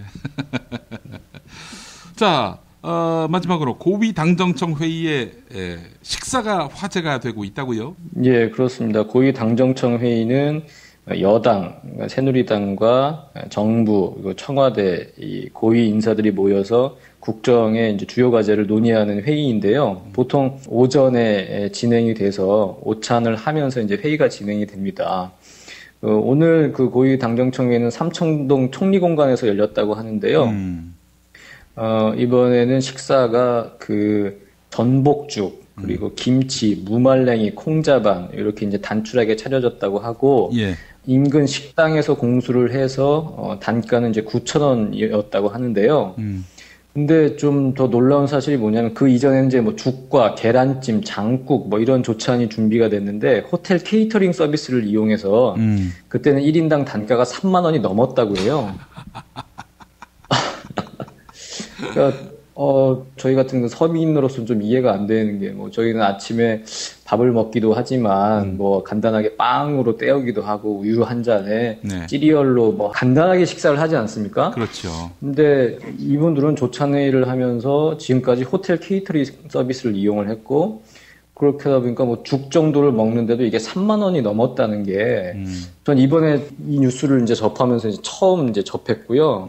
그래서 이제 이번에 김영란법이 통과돼서 그 김영란법에 그 저촉되는 제재 대상은 아니지만 회의 식사 자리가 그럼에도 불구하고 김영란법의 취지에 맞춰서 호텔식을 이제 끊고 인근 식당에서 이제 공수를 해왔다고 미담 사례라고 이제 홍보를 한 것 같은데요. 우리나라 공직자들이 지금까지 그 3만 원 이상의 조찬 식사를 했다는 것 자체가 저는 약간 좀 충격이었습니다. 예. 아이고, 송로버섯, 샥스핀, 예. 그 정도는 드셔야 식사하신 걸로 판단하실 텐데 말이죠. 아이고, 그걸로 되시겠나 싶은 생각도 들면서, 야, 참, 이게 대체 무슨 짓거리들입니까? 화가 나네요, 막.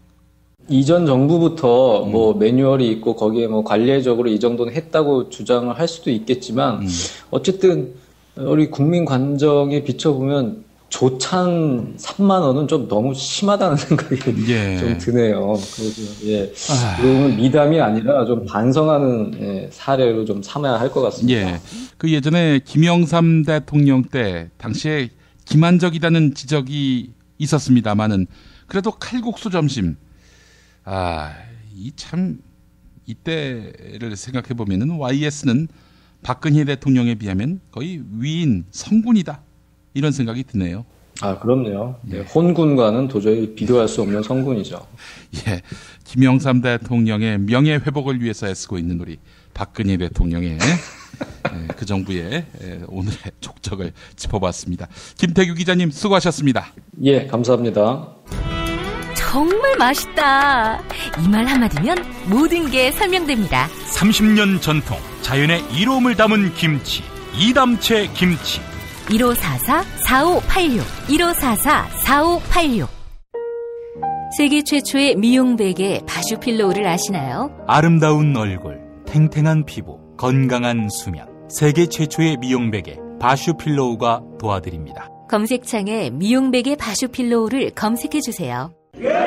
술자리 많은 요즘 3차까지 달린 당신을 위한 필수품 전창걸의 새싹 땅콩차. 이제 속쓰림은 잊으세요. 070-8635-1288 070-8635-1288 가장 싸게 안전하게 문자 발송 서비스의 지존 다이렉트 SMS 매일 아침 그날의 최저가를 반영합니다. 인터넷 최저가가 아니면 차액을 100배로 보상합니다. 다이렉트 SMS 뉴스가 쉽다. 뉴스가 즐겁다. 뉴스가 알차다. 왜냐고요? 김용민 브리핑이니까요. 일부에서 주장하는 방송 장악은 그것을 할 의도도 전혀 없고 법적으로도 불가능합니다. 우리 공동체가 꼭 알아야 할 뉴스. 여러분의 뉴스 보좌관 김용민이 챙겨드립니다.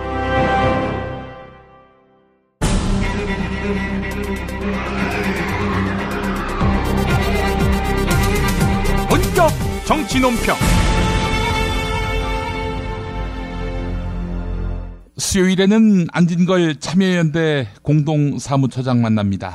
안진걸 처장님? 네, 안녕하세요. 예, 처장님, 2주 만입니다. 네, 추석 때도 방송했으면 했는데 못해서 아쉬웠는데요. 예. 마침 추석 전에 그래도 명절 고속도로 통행료 면제로 방송을 해서 듣고 좋았다는 분들이 있더라고요. 예. 이번에 저도 고향 내려가면서 내려갈 때 8시간 반, 올라올 때 7시간 가까이 걸렸거든요. 예. 정말 거북이도로 평소보다 2배 정도 걸렸는데 꼬박꼬박 16,000원, 7,000원 받으시더라고요. 그래서 다시 한번 명절 때라도 서민들 부담이 집중되고 고속도로 기능도 못하는데 통행료를 면제하겠다는 생각을 했고 마침 야당에서 윤관석 의원님하고 또 이찬열 의원님이 법안을 내놨습니다. 그래서 저희가 이번 정기국회 때 그 법안 유료도로법이라는 법이거든요. 그러니까 이렇게 생활의 문제와 정치가 밀접한 것입니다. 그래서 유료도로법 개정안을 반드시 처리하겠다 이렇게 각오를 하게 됐고요. 또 하나 졸음휴게소라고 전국에 이제 고속도로에 200개 넘게 설치되어 있는데 그 부분도 일부 지적했는데 이번에도 내려가면서 제가 일부러 이렇게 들어가 보니까 졸음도 깰 겸 간 김에 용변도 보면 좋은데 화장실이 없는 휴게소가 절반 가까이 진짜 그렇게 되어 있는 거예요. 그래서 정말 박근혜 정권이 우리 국민들 생활의 문제점에 대한 관심이 없구나 그런 생각을 다시 한번 해보게 됐습니다. 아유, 우리 참여연대가 국민들의 가려운 곳 곳곳을 긁어주는 것 같아서 너무 근데 많이 잘 긁어드려야 되는데 여전히 부족해서 죄송합니다. 아이 별 말씀을요. 명절 때에 국민들이 가장 많이 찾는 곳이 바로 영화관 아닙니까? 예, 맞습니다. 예. 영화관에서도 들여다볼, 짚어볼 이슈가 있어서 이걸 또 발굴해내셨어요, 보니까. 예, 맞습니다. 추석하면 생각나는 게 이제 고속도로 채팅도 생각나시고, 네. 그리고 이제 가족들이 모여가지고 윷놀이도 하고, 뭐 경우에 따라서 고스톱도 치시겠지만, 요즘은 영화도 많이들 보러 가십니다. 예. 네. 추석 이제 전후에서도 많이 보러 가시고요. 그래서 뭐 영화계에서도 추석 명절 대목이라는 말이 있는데, 이번에 저도 뭐 추석 전에 가족들하고 밀정이라는 영화를 봤는데 참 좋더라고요. 예. 그래서 한국 영화, 의미 있는 영화, 뜻깊은 영화 나오니까 좋긴 한데, 다만 영화관에 가면 정말 짜증나는 일들이 많습니다. 우리 국민들께서 제일 짜증나는 것은 아무래도 뭐 영화관이 갑자기 최근에 11,000원으로 요금을 밤앞투탁해서 올렸습니다. 예. 그리고 예전에는 영화관이 참 다양했는데 지금은 CGV 롯데시네마 메가박스가 거의 95% 육박하거든요. 그래서 재벌 대기업이 통신에 이어서 영화까지도 사실상 장악을 해버렸습니다. 이게 바람직한 일이 아닌데 우리 국민들의 일상을 점점 재벌이 지배하는 그런 상황으로 가고 있다는 지적인데요. 11,000원의 요금을 최근에 갑자기 인상한 것도 문제였는데 가보시면 팝콘, 음료, 폭리가 대단합니다. 다른 선택 여지가 없으니까 팝콘 원가 한 500원 전후한데 무려 5,000원 안팎 받으니까 뭐 10배 가까이 폭리를 취하고 있는 것이고요. 예. 꼭 또 하나만 파는 게 아니라 무슨 콤보라는 미명하에 10,000원에서 11,000원까지 이렇게 받고 있습니다. 그래서 예. 우리 국민들 최저임금 뭐 사실 6,030원밖에 되지 않는데 그거 힘들게 벌어서 영화관에 친구랑 또는 가족들을 가서 보면 한 3명, 2명 가도 3, 4만 원이 가까이 이렇게 깨지는 거죠. 예. 그렇게 되면 하루 일당 가까이가 날아가는 것입니다. 그래서 영화 관람료가 다른 나라에 비해서 그렇게 비싸지 않다라는 의견이 있지만 그래서 저는 관람료 문제는 갑자기 이렇게 물가 인상에 비해서 많이 올리는 거에 대한 것을 지적하지만 더 심각한 애는 팝콘이나 음료, 먹거리 폭리가 너무 심하다.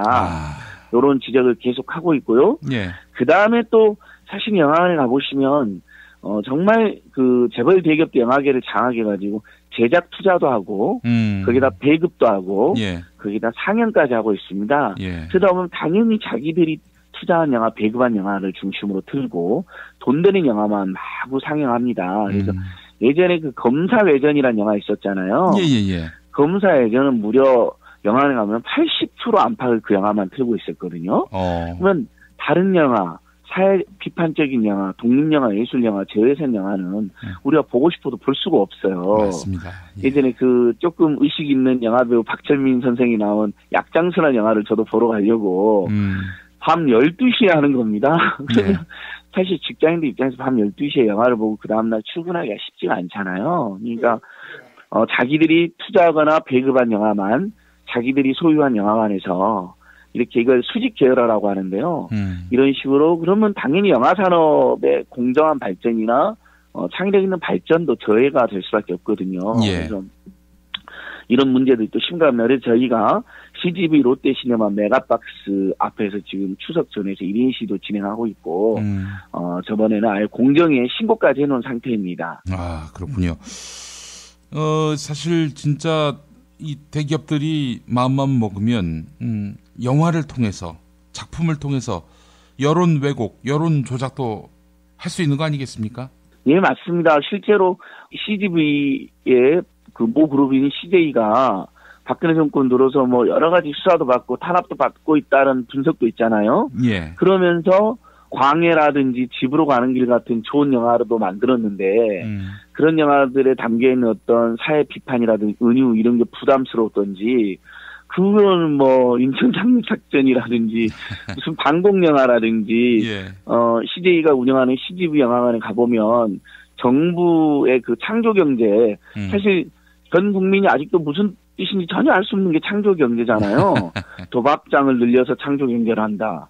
단속을 강화해서 서민 증서를 강화해 창조경제를 한다. 이런 비아냥을 받고 있는 건데 거기에 대한 광고를 엄청 하더라고요. 케이블 TV에서도 마찬가지고요. 예. 그러니까 그런 식으로 특정 재벌 대기업이 정권에 아부하고 찬양하는 식으로 영화를 만들고 정권의 코드에 맞추는 영화를 과도하게 상영하고 예. 이런 일들이 지금 실제로 벌어지고 있는 현상입니다. 예. 그리고 이제 광고 이야기가 나왔으니까 말인데요. 실제로 영화 시간은 뭐 우리가 1시여가지고 브라브라 때가 아마 한 10분에서 많게는 15분까지 무단으로 광고를 상영하고 있습니다. 그러니까 영화표에 나와 있고 영화 관람 시간에 나와 있는 시간에 맞춰서 영화를 트는 게 정상인데 그렇게 해서 CGV만 1년에 900억 가까운 부당한 이득을 거두고 있고 예. 멀티플렉스 3사는 2천억 가까운 소득을 얻고 있다 이런 지적을 받고 있습니다. 예. 근데 바로 그 광고를 동의를 받지 않고 우리한테 들어갔고 수익을 걷는 것도 문제지만 그 광고의 내용도 방금 말씀드린 것처럼 정권을 찬양하는 정부의 잘못된 정책을 일방적으로 축켜 세우는 그런 광고들이 나오기도 하고 예. 미성년자 자제들하고 같이 보고 있는데 뭐 성인영화 광고가 나온다든지 심지어는 대법 광고가 나온다든지 이런 식으로 광고의 내용도 통제가 되지 않고 있습니다. 예, 그래서 예, 예. 이 부분도 저희가 공정히 신고도 해놓고 이 부분은 그 광고에 정말 열받는다라는 시민들이나 영화인들이 있어가지고 부당이득 반환 청구 소송 우리한테 동의도 안 받고 광고를 들어서 돈을 벌고 있기 때문에 부당이득 또는 뭐 손해배상 청구 소송도 저희가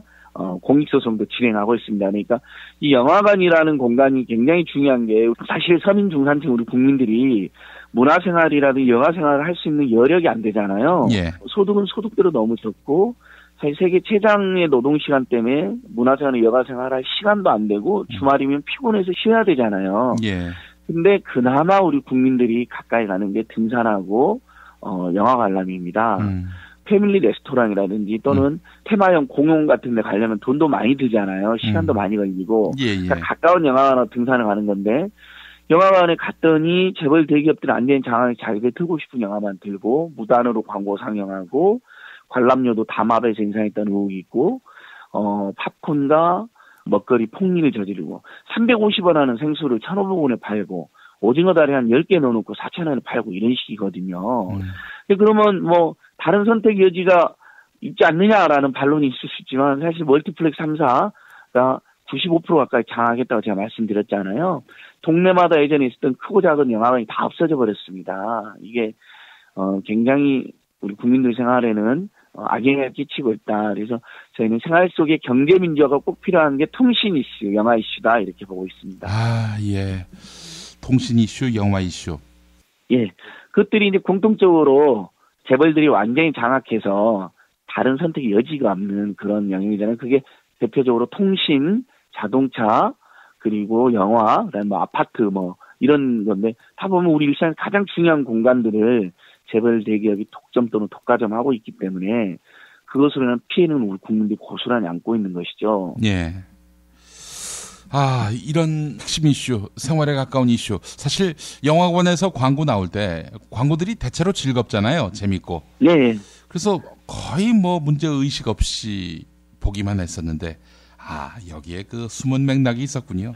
그러니까 조금 늦어서 광고 틀고 있으니 다행이다 이렇게 원래 광고를 틀고 있어 다행이다라는 분들도 있으세요. 제가 그런 걸 무시하는 건 아니고요. 예. 또 보다 보면 예고편 같은 경우도 재밌게 볼 수가 있잖아요. 그런 예. 장점도 있습니다. 예. 다만 원칙적으로는 표기된 시간에 맞게 트는 게 맞고 그래야지 시간에 맞춰서 오는 분들 또 10분이라도 소중하게 여기는 분들에 대한 도리가 맞다고 생각되고 예. 그리고 광고 내용 중에 대법 광고, 정부의 정책, 특히 박근혜 정부의 잘못된 정책을 일방적으로 홍보하고 강요하는 그런 내용들 분명히 있어서 문제가 됐다라는 지적이 지속적으로 있었기 때문에 제가 그 부분은 문제 제기하는 것이고 예. 특히 그렇게 무단으로 튼 광고로 동의도 안 받고 멀티플렉스 3사 2천억 안팎의 부당한 이득을 거두면서도 예. 영화 관람료를 갑자기 최근에 인상한다든지 먹거리라든지 팝콘 폭리 같은 것을 계속하고 있기 때문에 더 문제라고 생각되고 예. 이거 영화관하고 정치하고 영화관 법하고는 큰 관련 없겠지 하신 분들도 있을 텐데 예.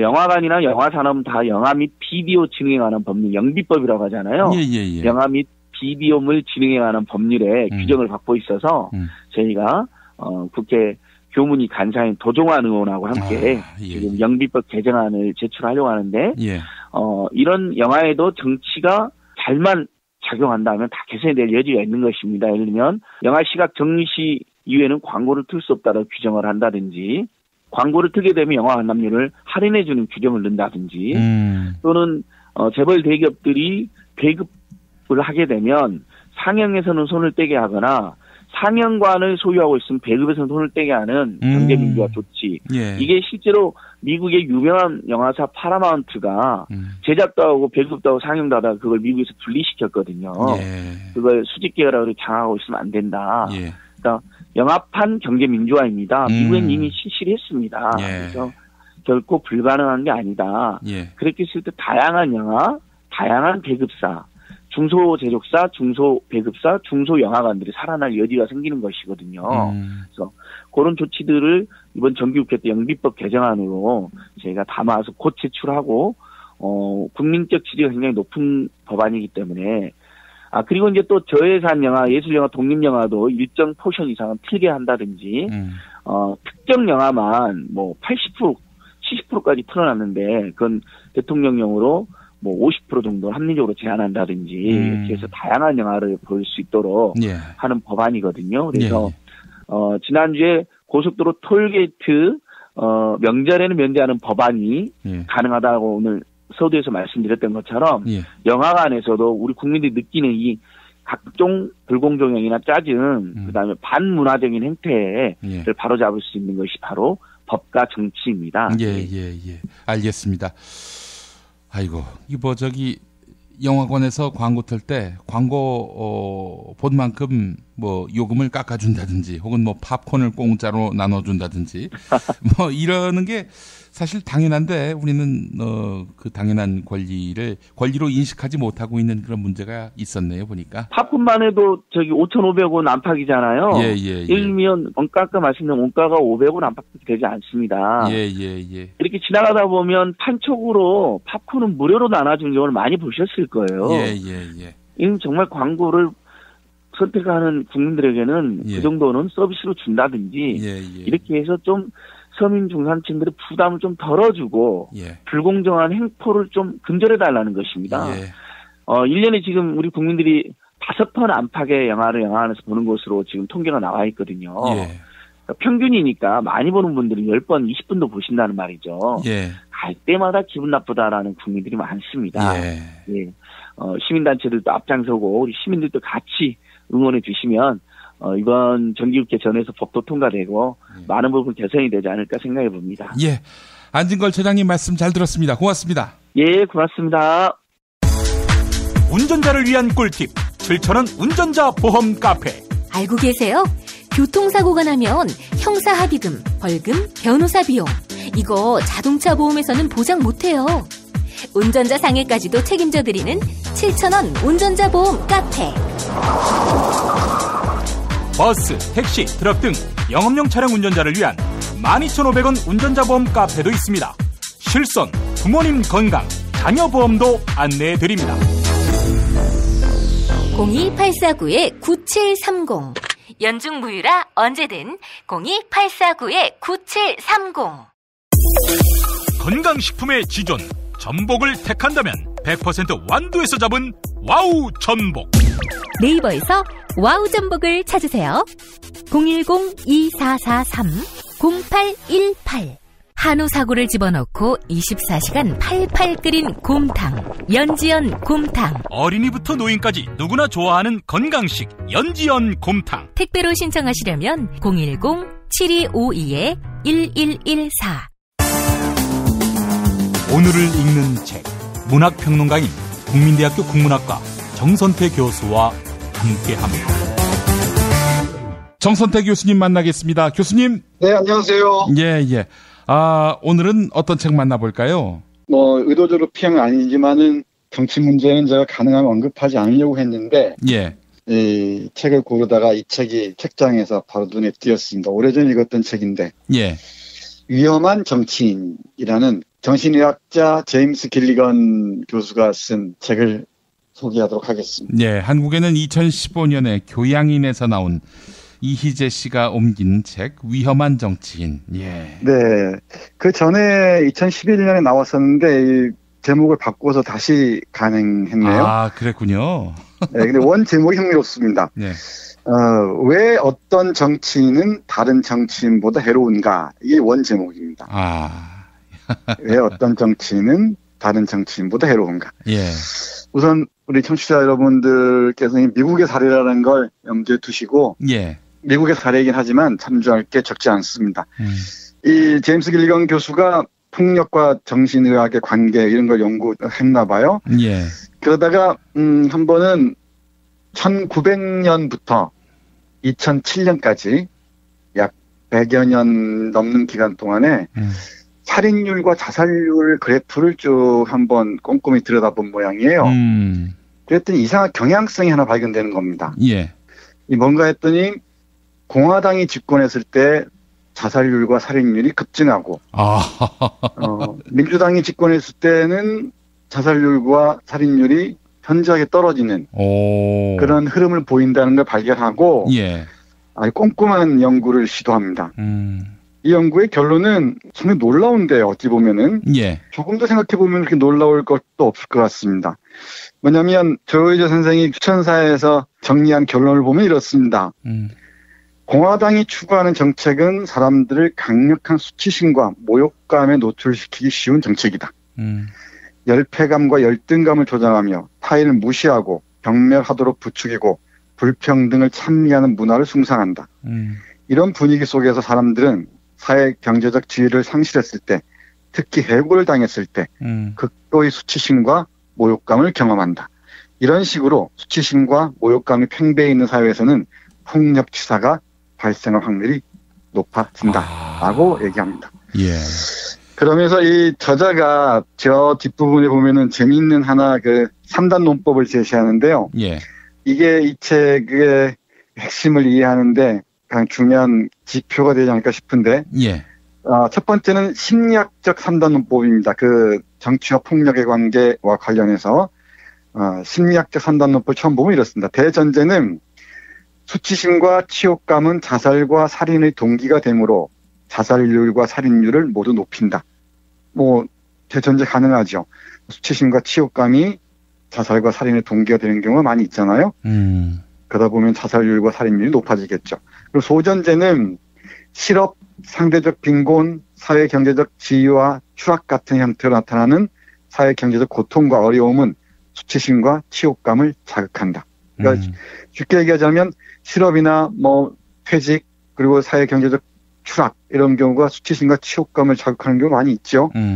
따라서 방금 언급한 형태로 나타나는 사회 경제적 고통과 어려움은 자살률과 살인율을 높인다라고 얘기할 수 있겠죠, 당연히. 예. 그런데 이걸 이제 심리적 차원이라면은 정치적 차원에서 미국의 경우를 예로 들어서 이렇게 이 3단 논법을 다시 제시합니다. 대전제가 뭐냐면 공화당 정부는 사회 경제적 고통 수준을 보다 높이고 민주당 정부는 상대적으로 그걸 줄인다. 소전제는 사회 경제적 고통은 살인율과 자살률을 높인다. 이건 같고요. 따라서 자살률과 살인율은 공화당 정부 때 높아지고 민주당 정부 때 낮아진다고 예상할 수 있다라고 얘기를 하면서 아주 치밀하고 촘촘한 분석을 시도합니다. 아마 우리 청취자들께서 이 책을 보시면은 흥미로운 부분들을 아주 많이 발견할 수 있을 텐데요. 예. 근데 문제는 여기 이 책에서 저자가 제시하는 그 질문 중에 우리 정치와 관련 지어서 물을 수 있는 중요한 질문이 하나 있습니다. 뭐냐면 무슨 수를 썼기에 인구 1%를 차지하는 소수의 부자가 인구의 99%를 차지하는 다수에게 명백히 불리한 쪽으로 돌아가는 체제를 받아들이도록 다수를 설득했단 말인가. 이른바 계급투표 이런 거 있잖아요. 왜? 예. 근데 우리는 그걸 못하죠. 노동자나 농민들이 보수 세력들을 지지하는 이런 기현상이 벌어지는데 어째서 이런 일이 벌어지는가를 묻고 이렇게 대답합니다. 상대적 빈곤을 키우는 정당을 지지하도록 다수 유권자를 설득하기 위해 공화당이 내놓은 해법은 그다음 중요한데요. 중하류층과 극빈층을 이간질해서 내 지갑을 얇게 만드는 주범이 상류층이라는 사실을 알아차리지 못하도록 초점을 흐려버린다는 것. 예. 그러니까 중하류층과 극빈층 사이를 이간질해서 우리 극빈층의 주머니를 얕게 만드는 건 중하류층이다. 이런 식으로 분위기를 끌고 간다는 거죠.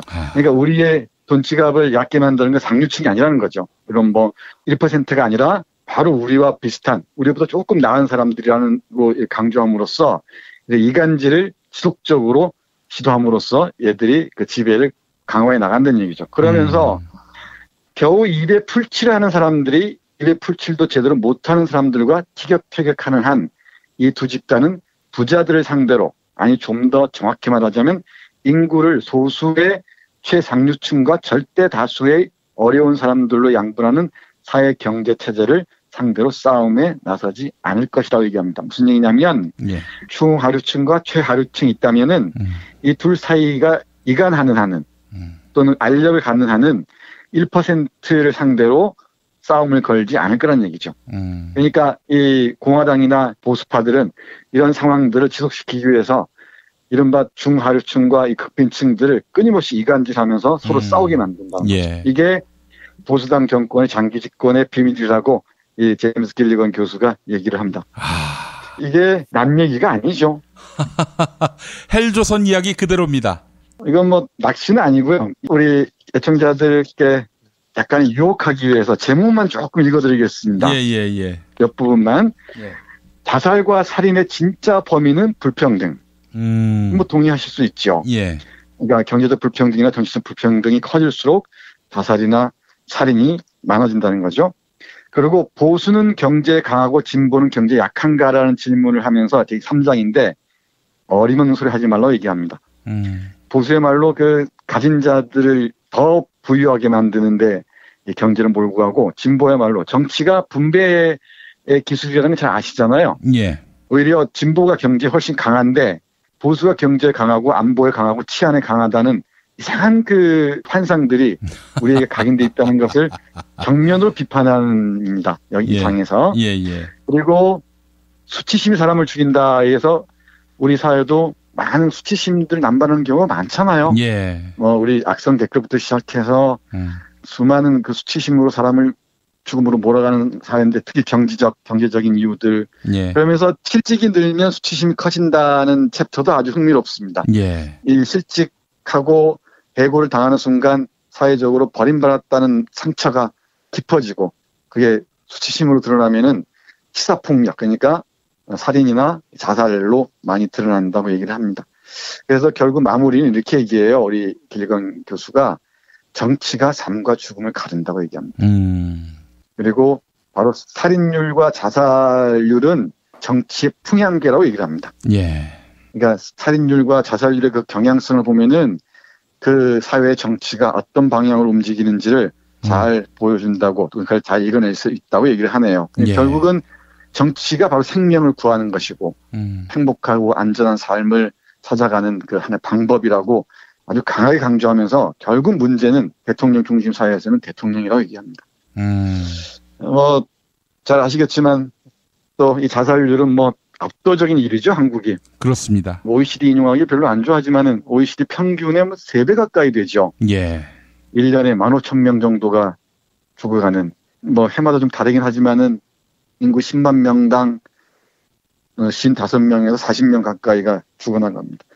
이런 그 자살률의 추이를 보면은 어떤 그 자료를 보니까요, 1987년도만 해도 10명 미만이었다고 합니다. 그러니까 민주화가 진행되고 자신의 삶에 의미가 있을 때는 죽을 이유가 별로 없죠. 그러면서 이제 90년대 IMF를 전후해서 경제적으로 어려워지고 불평등이 심화되고 양극화 현상이 두드러지기 시작하고, 또 이제 지금에 이르러서 실업률이 점점 더 높아지고, 이런 과정에 특히 10년을 경계로 해서 자살률이 급격히 오른다 그러는데, 가팔진다 그러는데, 이건 역시 정치 문제 또는 대통령의 문제와 관련이 있지 않을까. 이 책을 참조한다면은 그렇게 추측할 수도 있을 것 같습니다. 어떻습니까? 정말 딱 우리 이야기네요. 그러니까 이게 어떤 그 보수 정치 세력이 계속 집권을 하기 위한 집권 연장의 기술을 공유하나 봐요. 그럴 수밖에 없을 겁니다. 여기에 이제 싸우는 방법이 99%의 싸움의 기술이 중요할 텐데, 그런 부분을 우리가 찾아내기 위해서라도 우리 많은 분들이 좋은 책을 좀 읽었으면 좋겠는데, 제가 책을 이렇게 감별사는 아닙니다만은, 일종의 이게 정치에 관한 센세이셔널한 책들이 좀 많이 나와 있잖아요. 예. 이 책은 상당히 치밀한 분석에 입각해서 생명과 삶과 죽음의 문제로 정치를 풀어가는 상당히 의미 있고 시의적절한 책이 아닌가 생각합니다. 약자와의 연대는 이 수구 부패 집권층에게는 아주 공포의 대상, 경계의 대상이죠. 그렇죠. 예. 그렇기 때문에 약자 사이를 끊임없이 이렇게 갈라치기를 해야 되는 것이 보수 집권 전략 중에 하나고요. 그 대표적인 전략이 디바이드 룰이라 그러죠. 예. 분열시켜서 지배하는 이 전략들을 취합니다. 예. 그걸 읽어내야 되는데, 읽고 그걸 간파해야 되는데, 예. 그렇지 못한 게 역시나 우리의 이 정치적 상황들을 좀 더 어렵게 만드는 모양입니다. 예.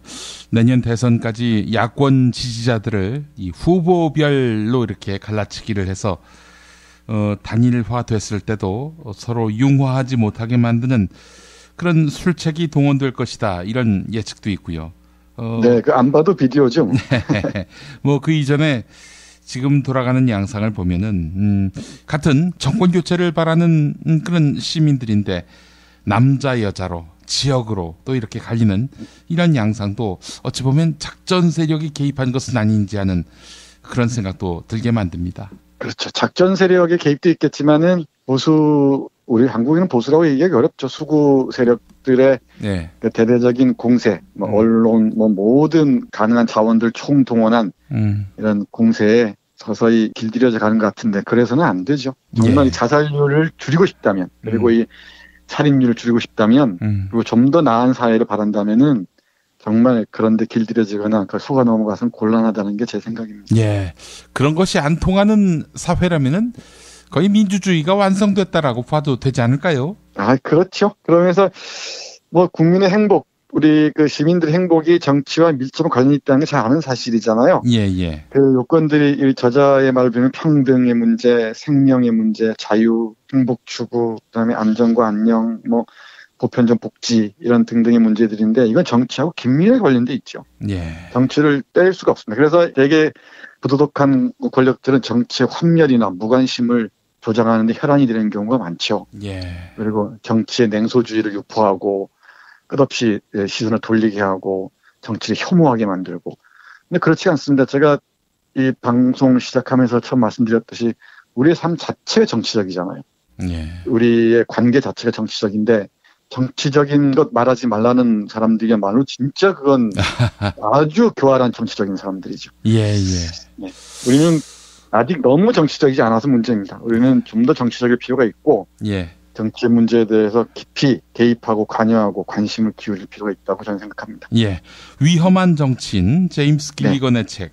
이 부제가 정치와 죽음의 관계를 밝힌 정신의학자의 보고서 이거군요. 네. 그렇습니다. 예. 그리고 여기에 또 하나 달려있죠.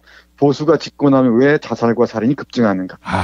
이 제목이 좀 선정적인 것 같은데 선정적인 게 아니고 이 사실을 정말 실증적으로 정확하게 분석해놨습니다. 아마 독자들이 읽으시면은 어렵지 않게 수긍할 거라고 생각합니다. 예, 오늘 정선태 교수님이 추천해 주신 책은 위험한 정치인, 제임스 길리건이 만든 책입니다. 위험한 정치인. 예, 저도 숙독해 보겠습니다. 교수님 감사합니다. 네, 고맙습니다. 제주에서 친구랑 재미있게 놀고 싶은데 문자당에 물어봐. 원룸 구할 때 주의할 점? 문자당에 물어봐. 수술 입원 후에 보험금 받았나 확인은? 문자당에 물어봐. 친환경 유기농 농산물 어디서? 문자당에 물어봐. 집수리 견적, 생활, 보험, 법률도? 문자당에 물어봐. 혹시 내 반쪽도? 포털이나 카카오톡, 텔레그램, 페이스북 어디서든 문자당을 검색해보세요. 잠깐! 불법적인 일은 사양합니다. 대한민국 최초, 아니 은하계 최초의 잡놈 평전, 김어준 평전. 무식하지만 의리 만빵의 엄마, 노골적인 인종차별의 격분에 개싸움을 벌인 이탈리아 현지인, 한겨울 침낭 안에서 인류애적인 사랑을 나눈 유럽 여성, 그리고 전대미문의 사기꾼 MB까지 김어준의 학교에는 참 많은 선생님이 있었죠. 자기가 언제 행복한지, 내 욕망이 뭔지, 내가 어떻게 생겨먹었는지 자기하고 대면을 해야 돼요. 그래서 내가 하고 싶은 걸 찾아야 됩니다. 누구의 눈치도 보지 말고 욕망의 주체가 돼서. 그리고 그 일을 그냥 해요. 은하계에 다시 없을 딱 한 사람 김어준. 김영민이 김어준을 9년간 관찰한 기록. 김어준 평전. 김어준 평전 인터하우스에서 나왔습니다. 매일 일부 코너지요. 뉴스 듣기 평가 당첨자. 차분하면서도 따뜻한 시선을 가진 출판사 포데로사에서 협찬합니다. 기자는 무엇으로 사는가? 여러분께 드리는 선물인데요. 성역에 도전하면서 현장을 뛰는 기자들. 일상화된 징계와 해고, 악의적인 소송으로 진실보도라는 소명의식. 이 초심이 서서히 퇴색되고 있습니다. 상명하복의 조직문화에서 월급쟁이 소시민으로 살아가기도 하는데요. 기자는 무엇으로 사는가? 기자 130여 명의 치열한 현장과 삶에 대한 기록 담았습니다. 기자는 무엇으로 사는가? 인터넷 서점 알라딘 그리고 전국 오프라인 서점에서 만날 수 있습니다. 여러분의 많은 관심 바라겠습니다. 자, 두모실 펜션 이용권도 드리지요. 일주일에 한 분께 드립니다. 금요일 당첨자 중에 한 분 드립니다. 경남 거제시 장목면 율천 두모로 154-43 두모실 펜션. 거가대교와 남해바다가 한눈에 보이는 절경인데요. 여기로 여러분을 초대합니다. 자, 어제 정답자 만나보겠습니다. 새벽 안개 너머님, 3번 활성단층 맞히셨습니다. 어제 원자력 공학과 나온 사람과 원전에 대해 이야기했습니다. 그 사람은 우리나라 원전이 일본보다 안전하다고 합니다. 안전장치가 완벽해서 서울에 원전을 만들어도 될 정도라고 하는군요. 제가 원전을 줄이고 있는 선진국들의 사례를 이야기해봐도 원전은 무조건 안전하고 친환경 에너지라고 우깁니다. 핵신봉자들은 정말 답이 없는 것 같습니다. 이런 의견 남기셨습니다. 원자력 공학과 나온 분 중에도 탈핵을 주장하는 분들이 적지 않습니다만은 원자력 공학과 출신인데 원자력 발전소가 없어져 보십시오. 이게 좋은 일이겠습니까? 다시 말씀드립니다만은 원자력 공학과 나온 분 중에 탈핵을 주장하는 분들도 적지 않다는 점 다시 강조합니다. 이종황의 허리디스크쇼로 이어갑니다.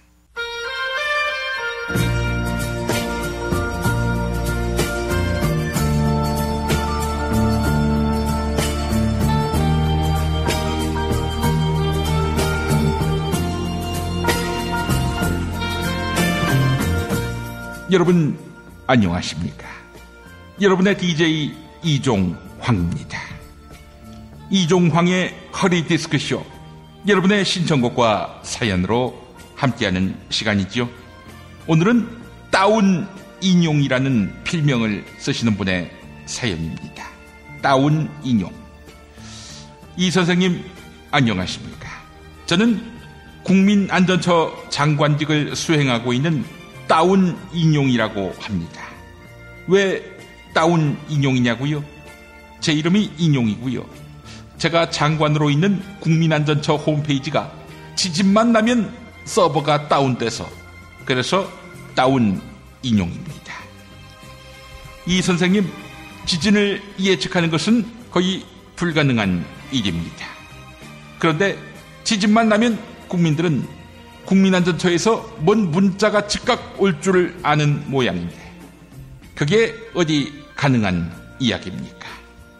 이런 무지몽매한 국민들이 놀랐다고 분풀이로 저와 국민안전처를 비난하고 있으니 참으로 답답합니다.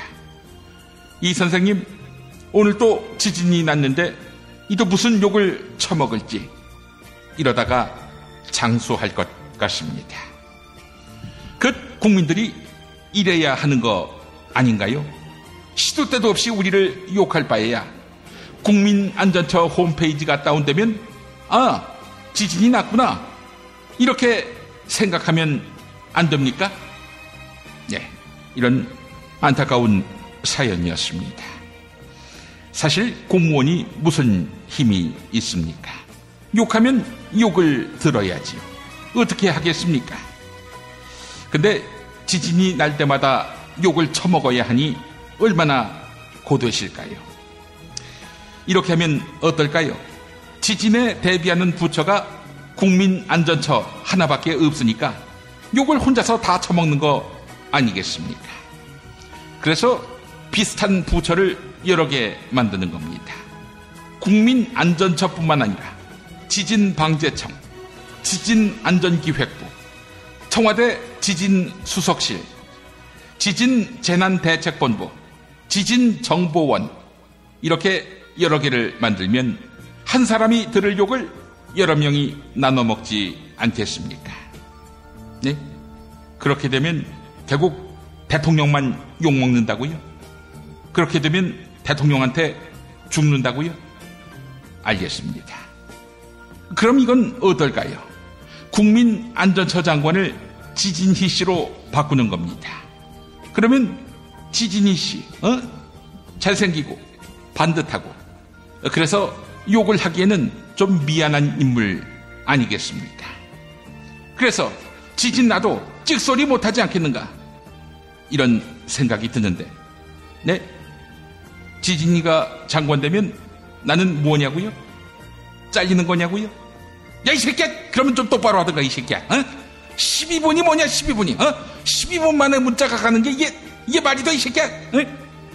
원전이 뽀개지고, 방사능 샤워하고, 집 다 무너지고, 국민들이 죽거나 다치고, 야, 그때 돼서, 지진이 왔으니 대비하세요. 그런 문자 보내봐야 약 올리는 것밖에 더 돼, 이 새끼야. 하여간, 이런 사연은 즉각 처리해야 합니다.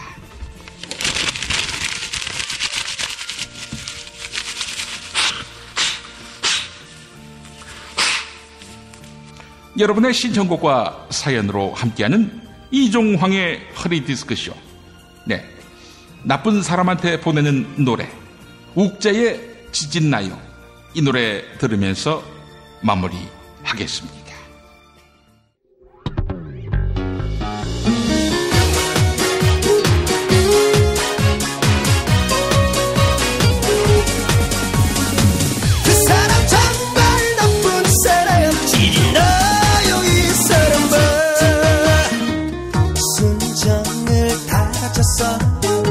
당신을 사랑했어. 이 곁에 있어 행복했죠. 그대만 믿어왔는데 사랑이 떠나가요. 사랑이 뭐이래요. 내 가슴 정말 무너져요. 머리에 지진나요. 코끝이 찡하네요. 눈물이 피곤해요. 그 사람 미워, 그 사람 미워. 내 심정 어떡하라고. 사랑은 지워 세월아 흘러 추억 속에 묻어둬요. 정 주고 사랑한 죄라면 내가 모두 가져갈게. 차라리 이럴 거면 내 마음 지울 거면 정이라도 주지 말지. 그 사람 정말 나쁜 사람. 지진나요 이 사람아.